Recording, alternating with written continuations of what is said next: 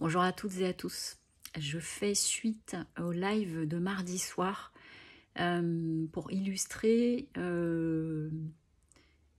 l'échange que nous avons eu à un moment donné concernant l'importance des pactes, vœux que l'on peut faire d'une ancienne vie pour une nouvelle vie ou une vie que l'on vit aujourd'hui. Et donc du coup, je fais ce partage avec vous maintenant parce que je vais pouvoir l'illustrer. J'ai eu la semaine dernière une consultante qui avait pour thème un thème autour de l'argent dit sale.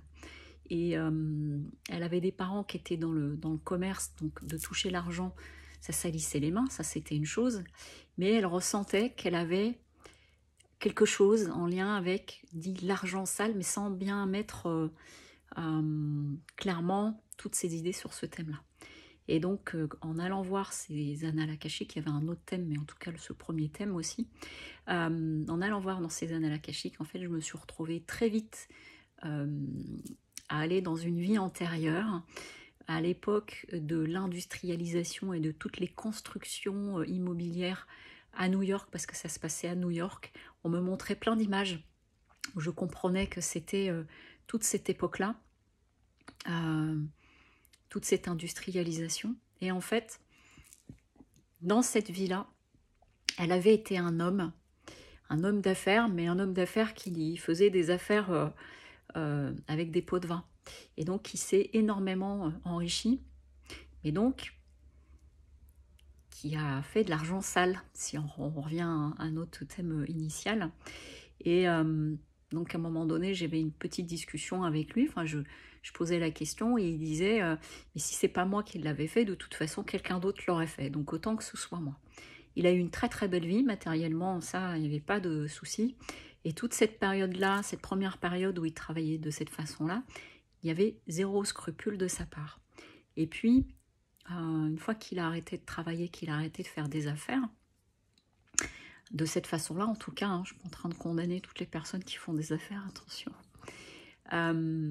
Là, il a pris conscience, en fait, de ce qu'il avait fait, et puis aussi des sacrifices humains qu'il y avait eu autour.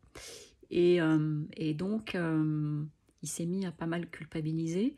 Il a eu une fin de vie un peu compliquée parce qu'il a eu peur, parce qu'il a traité aussi avec certainement la mafia, enfin j'entendais le mot mafia, en tout cas, des personnes pas forcément totalement fréquentables, on va dire.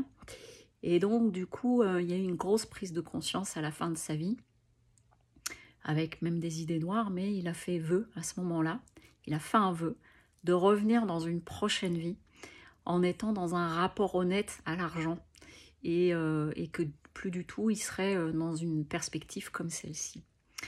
Et donc, ça a permis de reconnecter la mémoire de cet ancêtre à cette consultante, pour qu'il puisse en fait couper tous les liens, tout ce qui les réunissait, puisqu'en fait c'était un pacte d'une ancienne vie dans une nouvelle vie, l'actuelle, et donc ça a permis de couper les liens pour se libérer, puisque on va dire que le contrat est rempli, et que donc cet ancêtre pouvait partir, et elle aussi de la libérer par rapport à ce poids et cette idée de l'argent sale.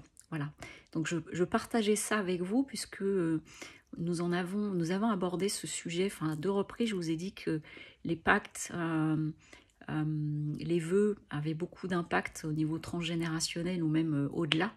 Et donc voilà un exemple sur le sujet. Et c'est fort probable que le prochain live, je le fasse en fait autour d'un thème comme celui-là.